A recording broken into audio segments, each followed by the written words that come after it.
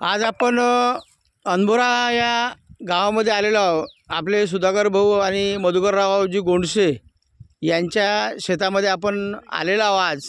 आणि यांनी आज यावर्षी एक त्यांच्या शेतामध्ये नवीन प्रयोग केलेला आहे. हे चिया हे पीक त्यांनी पेरलेलं आहे. आणि हे पीक डिसेंबर महिन्यात पेरलेलं आहे. म्हणजे हरभरा जेव्हा पेरतो त्याच कालावधीमध्ये हे पीक पेरलेलं आहे. आता हा आमचा दादा आहे, गोडसे दादा. मी याला सर्व माहिती विचारतो. दादा, तुमचं नाव काय पूर्ण? सागर मधुकर गोडसे. सागर मधुकरराव गोडसे. तर हे जे आपण चिया जे आज पीक आपल्या शेतात उभं दिसत आहे, तर हे पीक आपण कोणत्या भागातून आणलं आणि आपल्याला कशी संकल्पना सुचली आहे पिकाबद्दल? याच्याबद्दल मी थोडं यूट्यूबला रिसर्च केलं होतं. थोडं बघितलं होतं की हे एक मेडिसिन म्हणून यूज केलं जाते, जे वेट लूज वगैरेसाठी मोठ्या मोठ्या मेडिसिन म्हणजे डिपार्टमेंटमध्ये हे वापरल्या जाते. मग नंतर बघितलं की आपल्या एरियामध्ये येते का नाही, तर थोडं मी इन्फॉर्मेशन काढून बघितली यूट्यूबला. तर माहिती पडलं की नाशिकला वगैरेचं मार्केट आहे. आणि मग आणखी थोडं रिसर्च केल्यावर समजलं की याचं उत्पन्न साधारण आपण एका एकराला 4-5 क्विंटल असं साधारण होऊ शकते. आणि याचा सगळ्यात बेस्ट फायदा हा मला असा वाटला की याला कुठल्याही प्रकारचं जनावर आणि हे ते म्हणजे असं हानी नाही आहे बाहेरून काही. म्हणजे आपल्याला कंपाऊंडच पाहिजे, आपल्याला काही गोष्टी पाहिजे आहेत, तर असं काही त्याच्यातनी मेन रिक्वायरमेंट नाही आहे. म्हणून हा फायद्याचा आहे. जसं आपल्या बोला बोला बोला. तर त्याच्यामुळे आपण हे प्रिफर केलं, ट्राय केलं. फर्स्ट टाईमच मी म्हणजे ट्राय केलं हे. याच्या अगोदर मला पण एक्सपिरियन्स नव्हता याचा. थोडं मी इन्फॉर्मेशन काढली तर ते नाशिकला वगैरेचं मार्केट आहे जसं. आणि मग त्याच्यामध्ये माहिती पडलं की याला म्हणजे जसं कुठलं जनावर आणि हे त्या गोष्टीचा हानी नसल्याच्यानं, तर मग मला असं वाटलं की आपण ट्राय करायला काही हरकत नाही. तर आपण साधारण आता हे 2 एकरामध्ये 2-2.5 एकरामध्ये लावलेलं आहे. बरं, आता सुरुवातीला आपण हे जेव्हा आता हे पेरण्याचा विचार केला, तर आता याला जमीन कशी लागते याच्यासाठी? असं काही बेसिक काही रिक्वायरमेंट नाही आहे. कुठल्याही जमिनीत येऊ शकते. फक्त याला महत्त्वाचं आहे पाणी.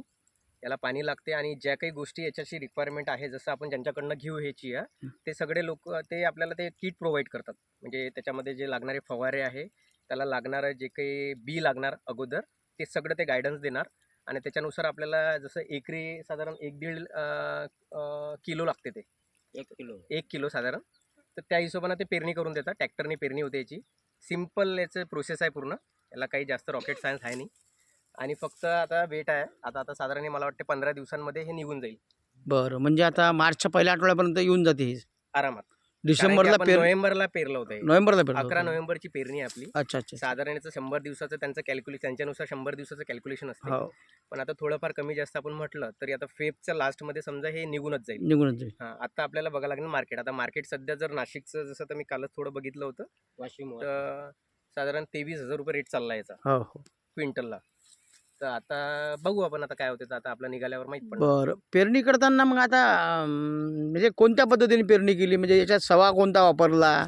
ट्रॅक्टरच्या साहाय्याने पेरणी केली का बैलजोडीच्या साहाय्याने पेरणी करता येते? ट्रॅक्टरच्या साहाय्यानेच पेरणी केलेली. किती सवा किती वापरला? म्हणजे आपण त्याचे जे म्हणतो अंतर जे म्हणतो, हे अंतर किती वापरलं? अंतर याचं 24 फुटात वापरलेलं आहे. 24 फुटाचं समजा. 24 फुटात वापरलेलं. किती लागलं बियाला याला लागलं आपल्याला एकराला? एकराला साधारण 1.5 किलो. 1.5 किलो. किती रुपयाचं बी झालं हे एकराला 1.5 किलो? याचा खर्च जर तुम्ही पकडला ना, मी कॅल्क्युलेशन करून सरळ तुम्हाला एक खर्च सांगतो याचा. म्हणजे जे काही फवारा आणि बी धरून जर पकडला तर एकरी 10,000 रुपये खर्च आहे याचा. एकरी 10,000पर्यंत खर्च आहे. फवारे किती मारता तुम्ही? 3 फवारे असतात त्याला. 3 फवारे असतात. साधारण 15-15 दिवसानं. 15-15 म्हणजे दिवसाचा? सॉरी, 15 दिवसानं नाही, 40 दिवसानं समजा. पहिला काही दिवसानं ते पूर्ण लिस्टच असते आपल्याकडे. अच्छा ते अच्छा. पूर्ण गायडन्स देतात अगोदर. हो. त्याच्यानुसार आपल्याला मग 3 फवारे मारा. याच्यामध्ये कीटकनाशक वापरतात काय? कीटकनाशक पण आहे. हो काय? मग आता हे औषधी जर आहे, तर औषधी असताना कीटकनाशक कसं काय वापर करतात मग? त्याचा कीटकनाशक म्हणजे त्याच्यामध्येच इन्क्लुडेड जे ते देत आहेत ना, त्याच्यामध्ये ऑलरेडी इन्क्लुडेड आहे. म्हणजे याच्यातने ऑर्गॅनिक आहे सगळं. ऑर्गॅनिक आहे. हां, दुसरं आपण नाही यूज करू शकत, कारण की त्याचं मग उत्पन्नावर फरक पडतो. आणि हा. हे खायचं पीक असल्यामुळे याच्यात कुठल्याही प्रकारचं आपण जे बाकीचे असे नॅचरल फवारे दुसरे मारतो ना, पण ते मारू नाही शकत त्याला. मग आता हे जे बीज देतात, बीजवालेच आपल्याला फवारणीची रिक्वायरमेंट करतात काय? किट देतात पूर्ण किट देतात. अच्छा, मग आता तुम्ही हे कापणी केल्यानंतर आता समजा बीज जर तुमच्याकडून घ्यायचं असलं शेतकऱ्यांना, त्यांच्याशी तर तुम्ही साधावं लागणार. तुमच्यासोबत संपर्क साधला नाही काय? मग म्हणजे त्याच्यामध्ये मग आहे त्यांची? नाही आता हे ज्यांच्याकडनं आपण घेतलं ना हो ते लोकच आपल्याला प्रोव्हाइड करणार मार्केट रेट. हो आपण स्वतः पण इंडिव्हिज्युअली जाऊन विकू शकतो, हो पण त्याच्यासाठी मग त्या क्वांटिटीमध्ये आपल्याकडे जर असलं. नाही नाही विकायचा मार्केटचा विषय नाही. आता समजा या मूर्तिजापूर तालुक्यामध्ये आता शेतकऱ्यांना पुढच्या वर्षी पेरणी करायची आहे, हम्म, हम्म, पेरायचं आहे, हम्म.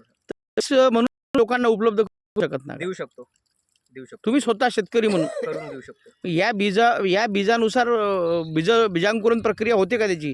का याला म्हणजे कुठला काही जसं आपण बाकी इतर बियाणे जसे संकरित केल्या जातात तसं बरोबर, संकरित केल्या जाते का? नाही तसं एवढं काही हे नाही. हे जे बियाणं आपण काढू समजा, त्याच्यानंतर जे काही डायरेक्टली आपण ते यूज करून समजा पुढच्या प्रोसेससाठी यूज करू शकतो. हो असं काही त्याच्यामध्ये हे नाही, 100% होणार. बरं बरं. आणि त्याच्यामध्ये काही गायडन्स लागला तर तुम्ही सांगितलं मला, असं काही प्रॉब्लेम नाही. आणि असं म्हणतात का बा या पिकातनी डुकरं सुद्धा येत नाहीत नाही. किंवा बकऱ्या म्हणा, मेंढ्या म्हणा किंवा म्हशी म्हणा किंवा गुरंढोरं म्हणा याला तोंड लावत नाही किंवा म्हणजे खाण्यास काय म्हणजे काय अपायकारक आहे त्यांना, का त्यांना खाता येत नाही? नाही Actually हे कसं आहे, आता हे त्यांना ना याची टेस्टच समजत नाही, म्हणजे हे यासाठी आहेच नाही. अच्छा.